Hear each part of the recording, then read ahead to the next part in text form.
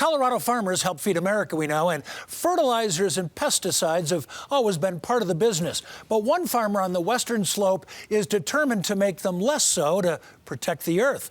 CBS 4's Michael Abated traveled to the San Luis Valley to check out his operation for tonight's Eye on Earth report.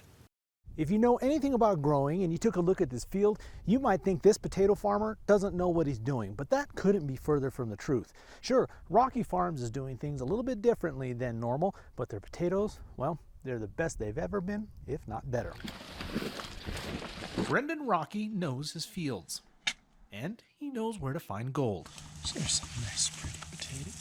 Well, in this case, Golden Globe potatoes. Which we hope replaces Yukon Gold. He, along with his brother Sheldon Rockey, own Rockey Farms.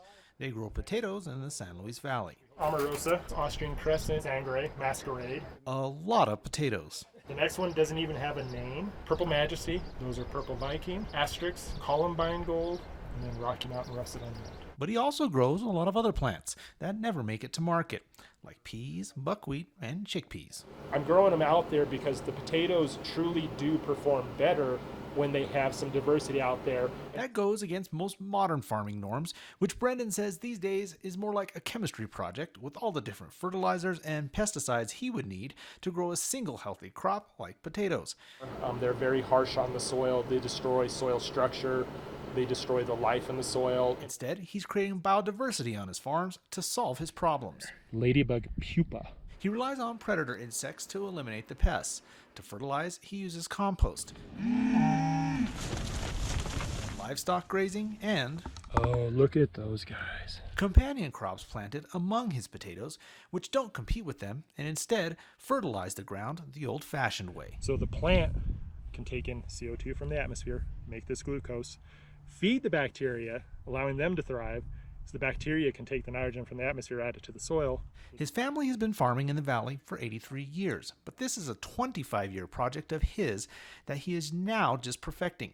It all started because his uncle didn't want to be exposed to harsh chemicals any longer. And even though this process is uniquely his own, Brendon knows this is just a return to the ways of his forefathers. So we've actually gone back to some of those older techniques. It hasn't affected his yields, but it has affected the quality of his potatoes. They're much better. There's the potatoes, that's what we're after. He travels around the world speaking about his techniques so that maybe future farmers can wean themselves off of chemicals. But his real reward is right beneath his feet. Again, it comes down to that healthy soil. Because if you start with a healthy soil, then you have a healthy plant, and then the healthy plant can grow healthy potatoes. Now, if you want to get your hands on some of these potatoes, whether it's for seed or for dinner, you can head to cbsdenver.com. We'll post a link there to where you can get your hands on some.